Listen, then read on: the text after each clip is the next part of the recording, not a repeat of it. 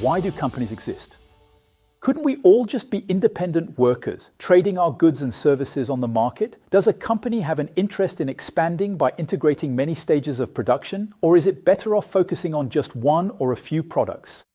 Is it better for a given activity to be integrated within the company or to be sourced from the market? The theory of transaction cost is a fundamental concept in business strategy that aims to answer all these questions. Its author, Oliver Williamson, received a Nobel Prize for his work. By putting forward the hypothesis that the decision to internalize activities within a company or not essentially depends on factors such as transaction costs, the psychology of the actors, or even physical and mental distance. This theory has such an influence today that the Wall Street Journal called Williamson the most cited economist by non-economists. So what exactly is a transaction cost? According to the theory, there are four of them. First, negotiation costs. Second, opportunity costs. Third, search costs. And fourth, enforcement costs. What are the concrete applications? Well, first of all, antitrust laws. Williamson noticed that the experts at the US Department of Justice, concerned with cracking down on vertical integration, had completely overlooked the internal workings of companies. He quickly realized that antitrust orthodoxy was leading to major policy mistakes. In the 1970s, the DOJ suspected almost all vertical transactions of promoting monopolistic power and harming the public, to the point of labeling as anti-competitive any strategies involving direct management of different stages of production, even when these were in the public interest. The impact of Williamson's work was such that it led to a profound revision of American antitrust orthodoxy. It should be noted that this is not yet the case in Europe. Conversely, Williamson also demonstrated the following.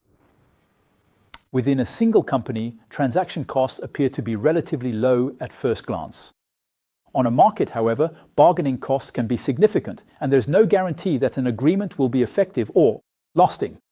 This argument would suggest, at first glance, that all transactions should take place within a single company, but that is not the case. In recent years, there has been considerable outsourcing, replacing many internal transactions with external ones.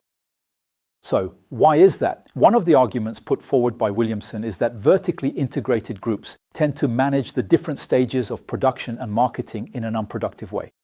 Another argument, also put forward by Williamson, is that the greater the distances, the greater the mutual dependence, and the more likely it is that activities will be integrated vertically. This is precisely what we observe in French industry, for example, where the level of integration is much higher than in Italy, where physical, psychological, and other distances are smaller. Thus, the same industrial activity would be more likely to be outsourced in Italy than on this side of the Alps. Conversely, a given activity could be brought back.